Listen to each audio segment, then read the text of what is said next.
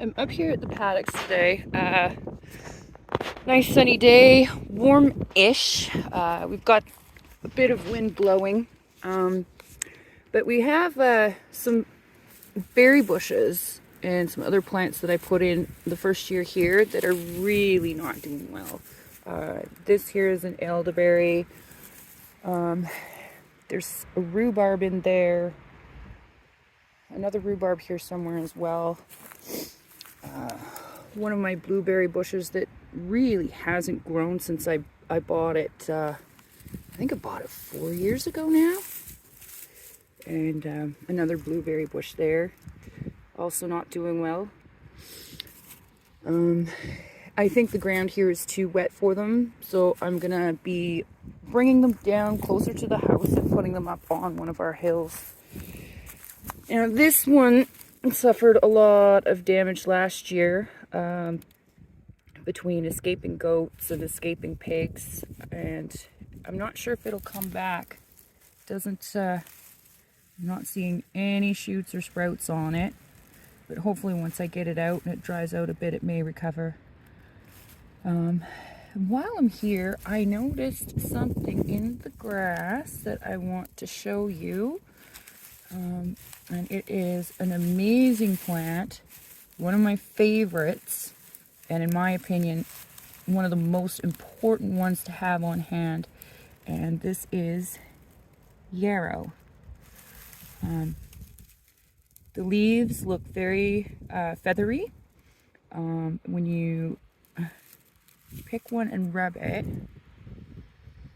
it has a bit of a scent to it. These ones are actually still smell pretty much like grass because they're so young.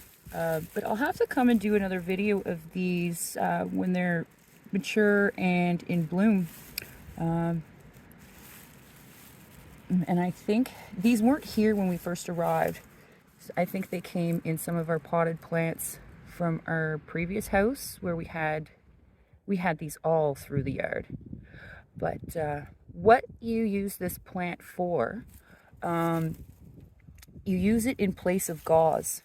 It stops bleeding like almost instantly, and also is antibacterial, and just you won't get an infection. It was actually used during the Civil War by the surgeons as wound packing material. That is how effective this is, and it is the only thing I use for any wounds that can be bandaged. An alternative is raw unpasteurized honey.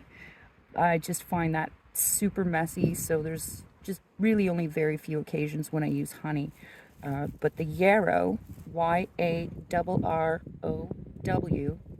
is my go-to plant for any kind of open wounds, no matter how small or how big. All right, so yeah, I'm gonna get back to work here, dig these up, and hopefully I still see some healthy roots in this one. I'm not sure how well you'll hear me over this wind. I have the elderberry dug up. Some of the roots look definitely very dead and rotten, but we do have a sprout coming up right there on this one, and this one looks like it has one. Oh shoot, come on, stay put. And this one looks like it has a little shoot coming out as well. This was buried too deep. It was up to here on this stem and up to here on these stems. So I'm gonna put it back in the ground. I'm not going to repeat that mistake. But yeah, we do still have some healthy roots here. So fingers crossed that this plant comes back.